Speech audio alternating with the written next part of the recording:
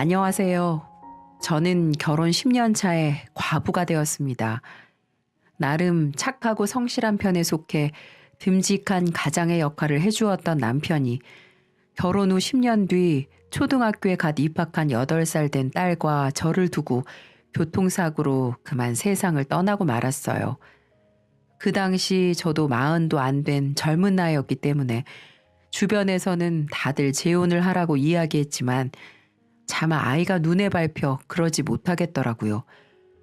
아무래도 재혼해서 새아빠가 들어오면 눈치 봐야 하는 것도 있을 것이고 새 남편 사이에서 아이라도 태어나게 되면 둘이서 잘 적응하며 클 수 있을까 하는 걱정도 되었었거든요.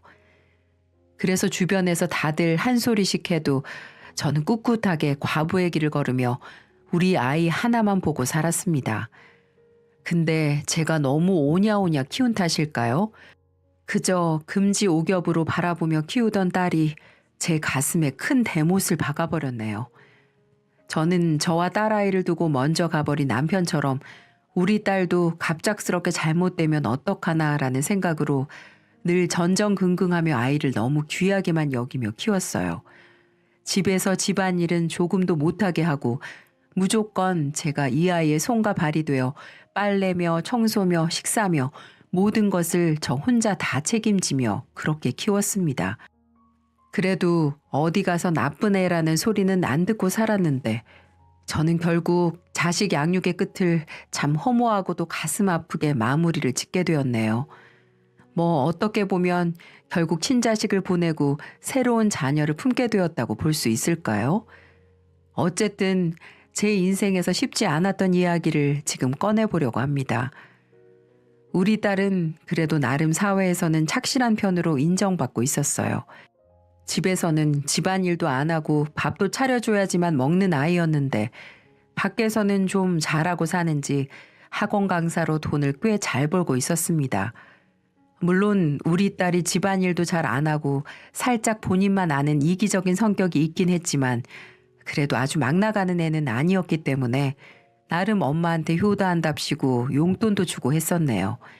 시간 나면 여행도 같이 다니고 쇼핑도 다니면서 평범한 딸과 엄마의 모습으로 잘 지냈죠. 평소 딸은 남자친구를 잘 사귀는 편이었는데 저도 그런 부분에서는 개방적이라 늘 남자친구를 소개받고는 했었어요. 딸은 남자친구가 자주 바뀌는 편이었고 아빠 없이 자란 외로움을 남자친구를 통해서 푸는가 보다 싶어 걱정은 되었지만 별말은 하진 않았어요. 남자친구를 만날 때마다 저에게 항상 인사도 시키고 같이 놀러도 가면서 시간을 잘 보냈었기 때문에 저도 아이를 믿고 본인 연애 문제에 대해서는 일체 터치를 하지 않을 수 있었죠. 그러다가 많이 만나본 사람이 좋은 사람을 고를 줄 안다는 말이 사실이었는지 이번에는 지금까지 만났던 아이들보다 훨씬 착하고 건실한 청년을 한 명 저에게 소개시켜 주더라고요. 엄마, 내 남자친구야.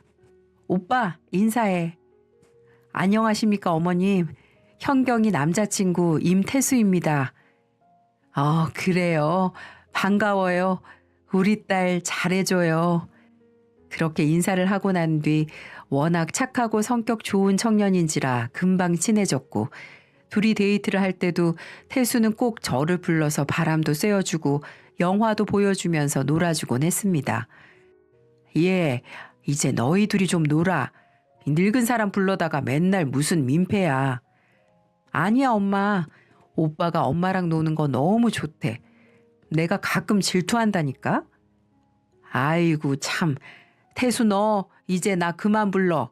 한참 둘이 연애하기 좋을 텐데 뭐하러 맨날 나를 부르긴. 아니에요, 어머님. 저 어릴 때 엄마가 일찍 돌아가셔서 늘 엄마 품이 그리운 사람이었어요. 그래서 저는 어머님이랑 함께하는 시간이 현경이하고 같이 있을 때만큼이나 좋아요. 그러니까 거절하지 마시고 저희하고 앞으로도 같이 놀아주세요. 어찌나 마음 쓰는 게 깊은지 저는 이번에는 현경이가 꼭 태수와 결혼을 했으면 좋겠다고 생각을 했어요. 지금까지 만난 남자친구들도 괜찮은 아이들이었지만 태수만큼은 더 특별하고 좋은 아이라 놓치지 않았으면 했거든요. 그런 생각을 한참 하고 있던 와중에 우리 딸이 아주 반가운 소리를 하더군요. 엄마, 나 이번에 태수 오빠랑은 결혼하고 싶어. 그동안 만났던 사람들은 그냥 재미있어서 만난 거였는데 태수 오빠는 정말 결혼하고 싶은 사람이야. 오빠랑 결혼하면 평생 행복하게 잘 살 수 있을 것 같아. 딸이 저한테 이 말을 전했을 때 제가 속으로 얼마나 기뻤는지 모릅니다. 그래서 저는 고민도 하지 않고 바로 수락을 했죠. 다행히도 태순의 집에서도 우리 딸을 좋게 봐주셨는지 흔쾌히 결혼 허락을 해주었다고 하더라고요. 그렇게 둘은 결혼을 하게 되었고 결혼하고 나서도 각자의 일은 계속해서 하고 있었죠. 둘은 신혼집을 차릴 때 제 딸이 친정집과 가까운 거리에 있어야 좋을 거라며 저희 집과 가까운 곳에 집을 구해서 살았습니다. 그것부터가 참 고마운 부분이었어요. 본인 아버지도 혼자 사는데도 불구하고 제 딸과 저를 배려해 준답시고 이렇게 가까운 거리에서 살게 해주었으니까요. 그러면서 저녁 먹으러 저희 집으로 자주 찾아오거나 저를 초대해 함께하는 시간을 가지곤 했었습니다. 평일에는 같이 장도 보러 가주고 주말에는 바람 쐬준다며 데리고 나가는 등 저를 굉장히 잘 챙겨주었어요. 정말 우리 딸이 시샘할 정도로 저에게 잘했죠. 그래서 밖에 나가 다른 사람이 보면 딸이 제 자식이 아니고 제 사위를 친아들로 착각할 만큼 저에게 살갑게 잘했습니다. 저도 남편 없이 딸을 혼자 키우느라 참 힘들었는데 좋은 사위가 들어오면서 남편 역할도 해주고 아들 역할도 해주니 참 고마우면서도 감동적이더라고요. 그래서 저도 정말 사위를 사위로 여기지 않고 친아들처럼 생각하며 대해주었어요. 그렇게 우리 셋은 정말 행복하게 잘 지내고 있었죠. 딸도 나름 결혼해서는 집안일도 하려고 하고 둘이 배려해가면서 청소며 빨래며 온갖 집안일을 함께 해 나가는 게 보였기 때문에 제가 시집가서 난장판으로 살면 어쩌나 하던 고민을 바로 털어버릴 수 있었어요. 그러다 저의 삶에 남편을 잃은 것만큼이나 힘든 시련이 하나 찾아왔습니다. 바로 암이었는데요. 평소에 잘 되던 소화가 잘 안 되고 속이 더부룩한 느낌이 강해서 왜 그럴까 고민하던 찰나 사위가 저에게 건강검진을 한번 받아보라고 하더군요. 어머니, 건강검진 좀 한 번씩 받으세요. 소화불량이야 있을 수 있지만 어머니 연세 있으시니까 지금부터는 정기적으로 받아보는 게 좋으실 거예요. 이렇게 얘기를 해준 덕분에 건강검진을 하루 날 잡아 보게 되었고 결과는 충격적이게도 암이었습니다. 다행이었던 건 초기에 발견을 해서 간단하게 수술만 하면 종양을 제거할 수 있는 수준이었죠. 놀란 딸과 사위는 곧바로 수술을 받게끔 해주었고 저는 덕분에 깔끔하게 완치를 할 수 있었어요. 하지만 암은 한번 발생하고 나면 언제 또 재발할지 모르기 때문에 항상 조심해야 했죠. 그래서 더더욱 꼼꼼히 건강검진을 받으라고 사위가 더 강조를 하더라고요. 하지만 얼마 못 가 제가 혼자 사는 게 걸렸는지 어느 날 제안을 하나 해오더군요. 어머니, 아무래도 어머니 저희 집으로 들어오셔서 같이 사는 게 좋을 것 같아요. 현경이하고도 이야기 이미 마쳤으니까 어차피 가까이 사는 거 좀 더 가까이 산다고 생각하시고 아예 저희 집으로 들어오세요. 저희랑 같이 살아요. 뭐? 아무리 그래도 어떻게 너희 집에서 사니? 너희들이 이제 곧 아이도 봐야 하고 그래야 하는데. 그거야 또 아이 생기면 더 큰 집으로 이사 가면 되죠. 뭐가 걱정이세요? 그런 염려는 넣어두시고 그냥 저희와 함께 사세요. 저는 계속해서 저를 설득해오는 사위의 말을 듣게 되었고 그 이후로는 제가 살던 집을 처리한 후 사위와 딸이 사는 집으로 들어가 살았습니다. 근데 원래부터 제가 수시로 애들이 살고 있는 집으로 가서 청소도 해주고 밥도 해놓고 나오는 경우가 많았기에 그냥 같이 산다는 것 외에는 달라진 게 거의 없었어요. 하지만 딱 한 가지 근심되는 부분이 있다면 계획을 했는데도 불구하고 둘 사이에서 아이가 생기지 않는다는 거였어요. 둘은 그토록 원하고 바라고 있는데 귀한 생명은 쉽게 찾아오지 않더라고요. 그런데 저는 오히려 마음에 부담을 가지고 있으면 더 생기지 않을 것 같아 저도 속으로는 많이 바라고 있었지만 티를 내지는 않았습니다.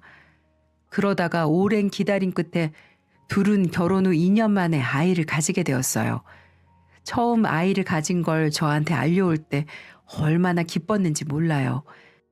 엄마, 나 임신했어. 엄마 이제 손주 볼 수 있겠네. 그게 정말이니? 네가 아이를 가졌단 말이야? 드디어? 아이고, 아이고 참 수고했다. 그동안 얼마나 기다렸는데 이제야 이렇게 찾아와 주었네. 우리 귀한 아가가. 어머니, 저 이제부터 현경이한테 진짜 더 잘할 거예요. 어머니도 마음껏 축하해 주시고 우리 아이 태어나면 잘 부탁드려요. 그걸 말이라고 하니? 내 손주인데 당연히 내가 돌봐야지. 누가 돌봐? 아유, 참 기쁘다 얘들아. 주책맞게 왜 이렇게 눈물이 나는 거라니? 저도 모르게 그 자리에서 눈물을 흘렸고 그걸 본 우리 딸도 사위도 다 함께 눈물을 훔쳤습니다. 그 뒤로부터는 정말로 사위는 안 그래도 저희 딸에게 잘했는데 이전보다도 훨씬 더 잘해주더군요. 정말 간이고 쓸개고 본인에게 있는 모든 것들을 다 털어서 우리 딸에게 줄 것처럼 굴었습니다. 둘 다 사회에서 일을 하다가 좀 늦게 결혼을 한 편이었고 30대 중반의 나이에 아이를 가지게 된 거라 딸은 정말 조심해야 했어요. 또 약간 몸이 약한 것도 있어서 각별히 주의해 아이가 잘못되지 않도록 노력을 했고요. 사위는 딸이 몸조리를 잘할 수 있도록 집안일 하나 못하게 하면서 온갖 잡일을 본인이 다 하고 먹고 싶다고 하는 게 있으면 새벽이라도 달려나가 구해다 주곤 했었죠. 그 모습을 보면서 참 우리 딸이 무슨 복이 있어서 저런 남편을 얻었을까 싶을 정도였답니다. 오히려 우리 딸이 사위에 비해 한참은 부족하다고 이 엄마가 느꼈을 정도라니까요. 하지만 이런 사위의 사랑을 완전히 뭉개뜨리는 사건이 발생하게 되었습니다. 어느 날 갑자기 사위가 술에 잔뜩 취한 채로 인사불성이 되어 들어온 날이었어요. 한 번도 그런 적이 없었기 때문에 저와 제 딸은 굉장히 놀란 상태로 사위를 맞이했죠. 어머, 얘, 태수야, 이게 무슨 일이라니? 무슨 일이길래 술을 이렇게 잔뜩 마셨어? 이거 놓으세요. 다 놔. 다 보기 싫어. 다 꼴 보기 싫다고. 제 장모도 못 알아보고 완전히 술에 절어버린 사위는 집에 들어오자마자 거실 바닥에 널브러져 버렸고 임신한 딸과 힘없는 제가 키 180이 넘는 장정을 안방까지 옮기는 게 쉽지 않더군요. 그래서 어쩔 수 없이 거기에서 이불만 덮어주고 재울 수밖에 없었어요. 저는 새벽에 혹시라도 사위가 깨서 안방으로 들어갔을까 싶어서 나가보니 놀랍게도 사위가 이미 일어나서 혼자 부엌 식탁에 앉아 울고 있더라고요.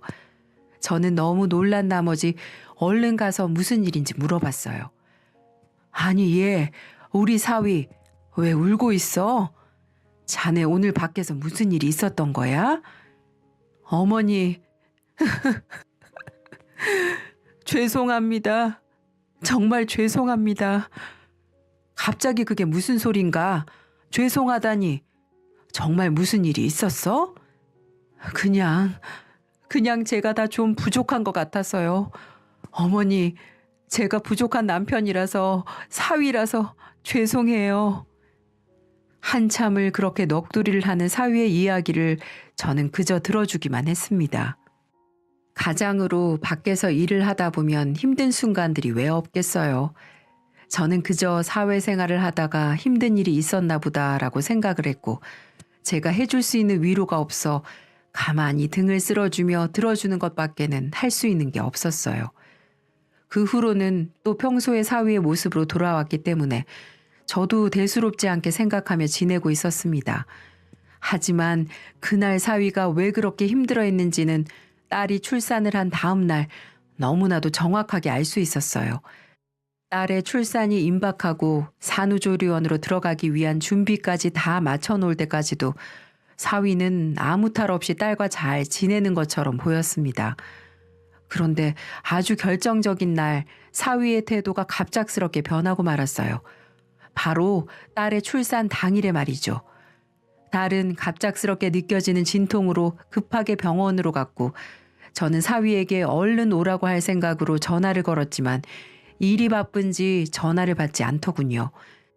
그래서 어쩔 수 없이 급하게 문자를 남겨놓고는 딸과 함께 산부인과로 들어갔는데 딸이 병원에 입원 수속을 밟고 진통을 계속하고 있는 상황에서도 사위는 어떻게 된 일인지 연락 한 통을 주지 않았습니다.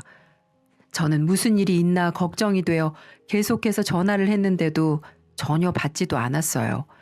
부재중 전화가 분명히 찍혀 있었을 텐데도 사위에게서는 아무런 연락이 없었습니다. 저는 큰일이 났다 싶어 걱정이 되기 시작했지만 딸이 이제는 아이가 완전히 나올 때가 되어서 그 자리를 뜰 수도 없었어요. 사위도 연락이 안 되고 딸은 출산이 임박한 상황에서 이러지도 저러지도 못하고 있으면서 저는 저 나름대로 힘든 시간들을 보내고 있었네요. 사돈에게까지 연락해서 사위가 연락이 안 된다고 이야기를 했지만 돌아오는 대답은 사돈의 연락도 받지 않는다는 소식뿐이었고요. 그래서 결국 사돈이 사위의 행방을 찾아 나섰고 저는 딸의 출산을 옆에서 지키고 있었습니다. 거의 12시간 만에 진통을 끝낸 채 힘들게 아들을 출산했어요. 저는 혹시라도 사위가 제 연락을 볼까 싶어 아들이 태어났다는 이야기까지 문자로 넣어주고는 딸을 돌보고 있었고요. 딸은 출산을 한 기쁨과 동시에 제 남편이 찾아오지 않는 것에 대해 엄청나게 실망감을 표현하고 있었습니다. 한편으로는 걱정도 되었겠지만 그것보다는 출산일인데도 찾아오지 않는 것에 대해 많이 화가 나 보였어요. 저는 사위의 행방이 걱정돼 딸에게 일단 기다려보자고 했고 얼마 못 가 연락이 두절되었던 사위가 출산 후 다음 날 병원으로 찾아와 경악스러운 행동을 했어요. 평소에 산부인과도 둘이서 같이 다녔기 때문에 어느 산부인과에서 출산을 하는지 잘 알고 있던 사위는 망설임 없이 딸에게로 오더니 갑자기 침대에 누워있는 딸의 뺨을 아주 강하게 후려쳤습니다. 아! 이게 무슨 짓이야? 당신 미쳤어? 저는 지금까지 보지 못했던 사위의 모습에 놀라기도 했지만 바로 전날 출산을 한 제 아내의 뺨을 후려갈기는 사위의 모습을 보고 경악하지 않을 수가 없었어요. 어머, 태수야, 이게 무슨 일이야? 왜 이래? 너 왜 그러는 거야? 저도 너무 놀란 나머지 사위에게 화를 냈고 사위는 잔뜩 화가 난 목소리로 병원으로 들어오면서부터 손에 쥐고 있던 노란색 서류 봉투를 딸에게로 던져버렸습니다. 당신 미쳤어?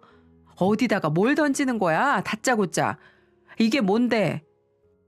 딸은 자신에게로 날아오는 서류 봉투로 한 차례 더 맞고는 흥분된 목소리로 화를 냈고 눈이 빨개질 만큼 잔뜩 흥분해 있는 사위를 대신해서 제가 얼른 그 봉투를 열어서 안에 있는 내용물을 꺼내봤습니다. 근데 그 안에는 놀랍게도 제 딸이 다른 남자와 다정하게 사진을 찍은 것들이 들어가 있었고 요즘 핸드폰에서 문자 메시지처럼 사용하는 카톡의 대화 내용들이 종이 묶음으로 만들어져 있더군요. 저는 그 대화 내용을 하나하나 보기 시작했고 딸은 사진을 보자마자 깜짝 놀라며 성치도 않은 몸으로 어떻게든 저에게서 그 모든 것들을 뺏어가려고 했습니다. 당신 양심이 있으면 이거 한번 설명해 보지 그래? 어? 이게 뭐냐면 딸은 잔뜩 당황한 목소리로 해명을 하기 시작했어요.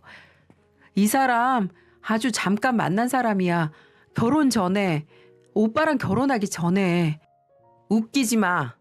이 안에 있는 네 모습이 다 내가 본 얼마 전의 모습인데 어떻게 그렇게 눈에 뻔히 보이는 거짓말을 하는 건데? 네가 최소한의 양심이라는 게 있으면 그렇게 말하면 안 되지.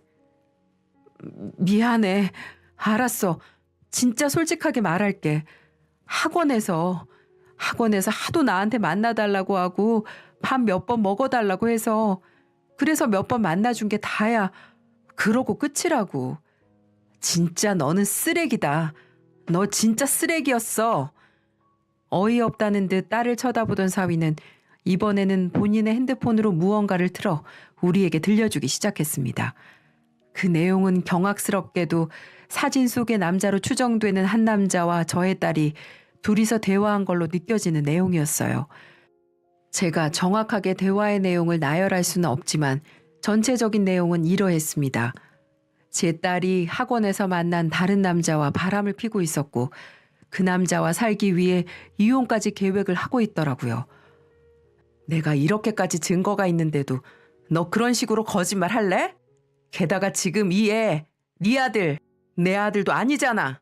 저 새끼 아들이잖아.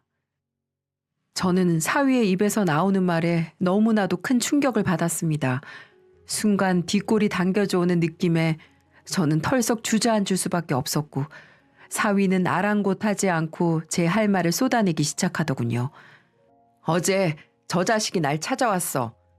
저 새끼가 나한테 와서 뭐라는 줄 알아? 내가 알고 있는 내 아들이 내 아들이 아니래. 지 핏줄이라고 그랬다고. 그러면서 너희 둘이 결혼하기로 했었다며? 나하고 이혼하겠다고 그 새끼한테 말했다며? 아니야, 아니야 오빠. 오해야. 나 그런 적 없어. 내가 오빠를 왜 떠나. 아니야. 미안해. 우리 아들은 정말 미안해. 나는 오빠랑 정말 애기 가지고 싶었는데 아무리 노력을 해도 안 생기니까 그래서 그랬어. 오빠한테 예쁜 아기 안겨주고 싶어서 그랬어. 그럼 된 거 아니야? 우리 애기라고 생각하고 키우면 안 되는 거야? 진짜 어이가 없어서 웃음밖에 안 나온다. 너 진짜 제정신인 거 맞니? 미친 거 아니야? 어떻게 이렇게까지 밑바닥이야? 어떻게 이렇게까지 쓰레기냐고.